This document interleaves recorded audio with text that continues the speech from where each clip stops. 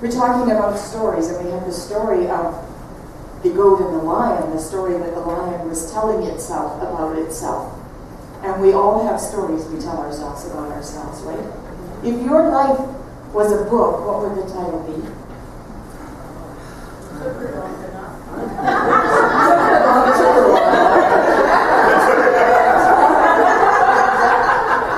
Would it be a comedy or a tragedy? Would it have a lot of chapters, number of chapter titles? What would your story be like? So we all make up these little stories we tell ourselves, and sure, there's events that happen in our lives that, kind of tell us a little fib, but we keep repeating those stories over and over to ourselves, and we make them very real, don't we? And our lives become very much about what our story is. But that's the whole thing that we teach here, is that we can change our stories. We can change our story anytime. You all know that very often when people ask me how I am, my response is happy, rich, and good looking. And so then I say, and how are you?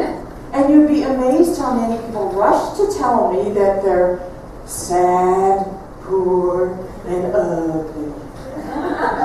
And it's all I can do to bite my tongue from saying, well, of course you are. Of course you are, because you're telling yourself that story. Right? That story's been going over and over and over until it becomes very real. And sure, somebody told them when they were just little that this is a dangerous world and everybody's out there to get you, But that's just a story too. It's all made up. We're making it all up. St. Francis of Sales, who lived in the 1500s, said, everyone knows how to be resigned amid the joys and happiness of prosperity, but to be so amid the storms and tempests is peculiar to the children of God. Right? So we can all be happy. When he says the word, what does he use the word? Resigned? And he doesn't mean that as sort of having given up. He means that as having accepted or having adapted to. So it's real easy to be adapted to be joyful. Happiness and prosperity, right? It's not so easy to be adapted to the harder times, the struggles, and the times when Mommy gives birth unexpectedly by jumping on a herd of goats and rabbits. But that may be a great story, right? He could have made that last all his life. But we can change things. In fact, we can't help changing things. We are always changing things.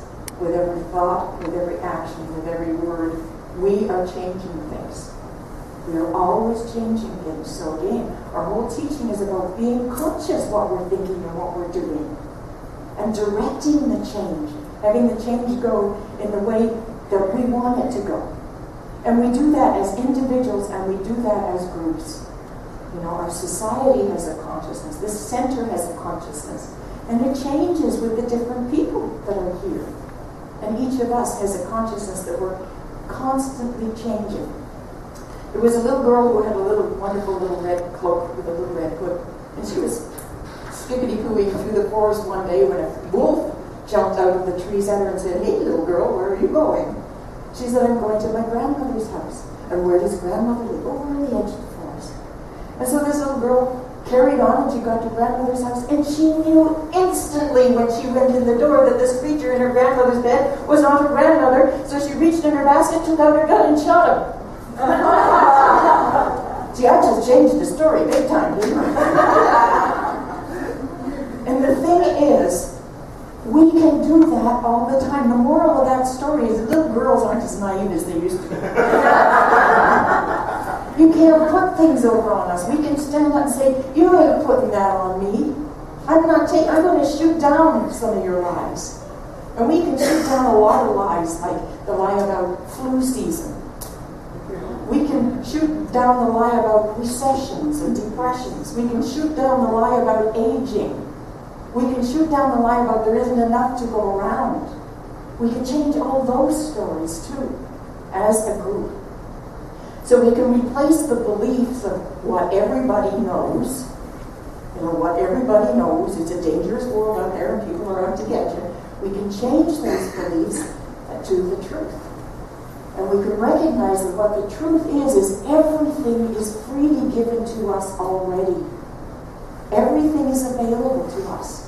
The only thing that stops us from experiencing what we want to experience is our unwillingness, our unknowingness, our not knowing that this can be for me too. But it's freely given to me and I'm worthy of it. Anybody here have any self-worth issues? Please. So we can replace all that. And you know, a lot of people think that we're being kind of unrealistic and naive. And we say, oh, we can create a whole new reality. And they say, yeah, but look at all the trouble in the world. And I say, yes. Sometimes there's trouble in the world. And when there's trouble in the world, we need to deal with it. Right? But how much time do we spend dealing with trouble that's not there yet? How much time do we spend getting ready for potential trouble? Worrying about what might happen? And if our thought is creative, which is our number one teaching, the more we worry about it, the more likely it is to come into our experience. So, I say if you're going to err on the side of being naive. You know, err on the side of being a Pollyanna. Because we're creating all the time.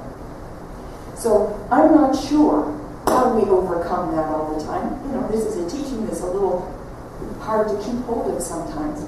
But I do know that we don't create health by telling the story of disease. And I do know that we don't create peace by telling the story of strife. And I do know that we don't create abundance by telling the story of lack. So what we focus on, we bring into our life. There's always something we can get a hold of. There was a strong man at the circus who demonstrated his strength by squeezing a lemon. Strong fingers too. And he got every last drop of juice out of that lemon. And he challenged the audience to get one more drop of juice out of that lemon. And there was a $1,000 prize to anybody who could do it. And at the sound of the prize was a little frail lady got out of the back row and she said, I think I can do this. And she squoze and she squoze and she actually got a drop of juice out of that lemon. And the strong man was amazed. He said, how is it that you're able to do this? She says, well, I've been treasurer at my church for 30 years. You can always find one little drop to squeeze out, one little drop of positivity. You know, there's always something to focus on, no matter how small that is. And that's what we need to do. That's the story we must start telling. You know, because if we don't start telling that story in the world, who will? You know, we all think we come here to get better, to improve our lives. Surprise! You came here because you're the ones that are awake enough to get everybody else's life better. To help make our world better. That's why you're actually here. Because none of us is alone. So how do we change our stories? With our focus. With our focus. You know, we can change anything by our thinking. And that's the only way we can change anything, is by our thinking. Because every act that we might take out there, we have to think it up first, don't we? We can't go out and save everybody without thinking about how we're going to do that. So we need to be thinking all the time. And we can't create something different by working necessarily within, you know, society has this story. Society has a story about lack and disease, and society needs that story. Society needs that story. It feeds on it. Our economy flourishes on it. You know, there's more people making a living off cancer than have cancer. And I dare say there's more people making a living because there's crime in the world than there are criminals. Society needs that negative thinking to keep that in place. So what we need to do is educate society. That, you know, little drop of clear water, because I'll tell you, most people's thinking is real muddy out there. And you know, revolution sounds great sometimes. We just want to dump out their whole bucket of muddy water. What that's going to do is leave us with an empty bucket and a lot of angry people. So it works a lot better if we demonstrate. If we start dropping drops of clear water into that bucket and slowly allowing for change. So we can overcome those beliefs only with the creative power of our thought and our speaking. So if you want a perfectly healthy body, you have to be a perfectly healthy body. You know, you have to change the story you tell. You have to forget the diagnosis. Because if you want a healthy body and you're going around telling all the time about whatever it is, you know, whatever that diagnosis is, cancer, heart disease, high cholesterol, overweight, all that stuff, we got to stop talking about that. And we got to come from the place of being a healthy body. If we want to experience abundance, we got to stop telling the story about how the things we haven't bought, right? You know, there's lots of people out there who don't have a car that are happy. There are lots of people out there that don't have a house that are happy. You know, we've got to stop telling those stories and start telling the stories about the love and the abundance that we do experience. So we need to find a way to get a new idea and a new belief about ourselves. We need to find a new paradigm in which to operate. And the paradigm I suggest is coming from inner joy. Because that's our natural state, yes? Yes? When you were a kid, you ran everywhere. You were very enthusiastic. Your mother told you to settle down and shut up and be quiet. I mean, you were just out there. You were joyful. That's our natural state, is inner joy. You know, and what I would like if we could come to realize the inner joy, and sometimes, sure, things get tough, and we go down a little bit, maybe get a little depressed, a little bit frustrated, but then we handle that situation, we naturally default back to our joy. But the vast majority of people are leading, what was that, lives of quiet desperation? They're living down here, and every once in a while something good happens and they come up to joy. You know? So what I want us to do is support each other in being in a natural state of joy. Default. So where do we get all these beliefs? These beliefs that lead us astray, make us think that we're poor, sick, little critters. They come from four places, I think, mostly, that influence us. There's our history, our society's values, our family's values, and our thinking. Those first two we can't do a whole lot about. But with our thinking, we can bust out of that box any time at all. And when we do bust out of the box, then the rest of those things start to change. Our families start to say, ooh, wow, maybe she wasn't so crazy after all. Society even starts to say, ooh, maybe crazy is a little okay, you know. And then even history. Somebody sent me something on Facebook today about history cannot be changed, edited, forgotten, or removed, but it can be given a new meaning. Yes, we can give new meaning to all those things that happen to us. Because they didn't just happen to us. On some level, we made an agreement to have that experience because we're learning something from it, right? So we can give our history a new meaning. A fellow said, Alfred North Whitehead, who was a contemporary of Ernest Thomas, he wrote this: all attainment is immortal in that it fashions the actual ideas which are God in the world as it is now. Every act leaves the world with a deeper or fainter impress of God. Every act makes God either more here or less apparent. And my favorite, Emerson said, the moment we exercise our affections, the earth is metamorphosed. There is no winter and no night. All tragedies, all ennuis vanish, all furies even. But everything instantly can evaporate when we make those decisions and those choices.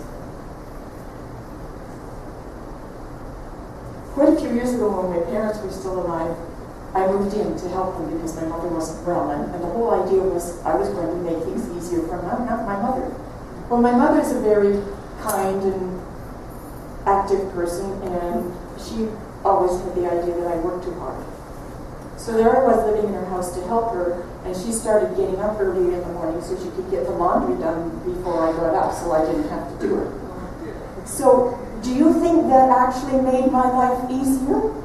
No. It meant that I had to start getting up earlier than her so that I could get the work done before she got the work done before I got the, you know.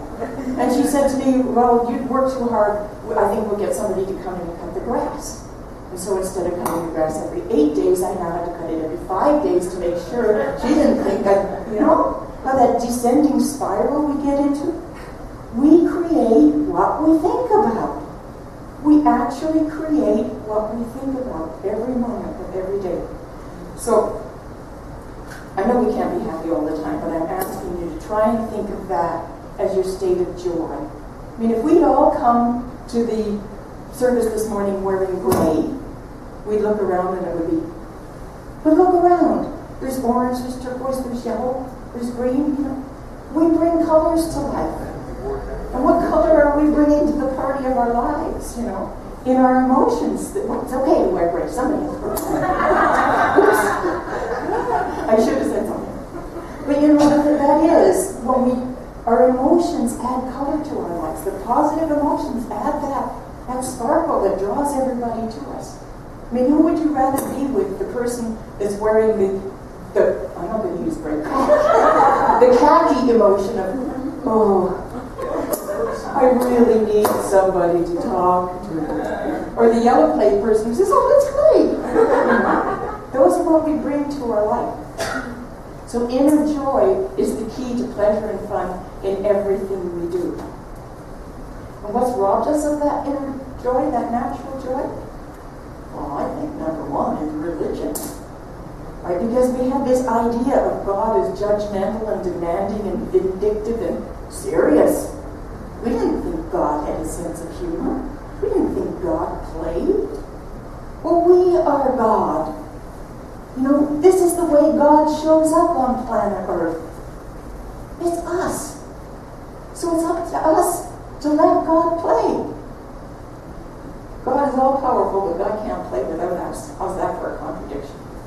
And then there's these ideas we have about this isn't it. Anybody ever said this isn't it? This isn't the house I want. This isn't the right relationship for me. This is the wrong job. And then this corollary, I'll be happy when. Ever played that one?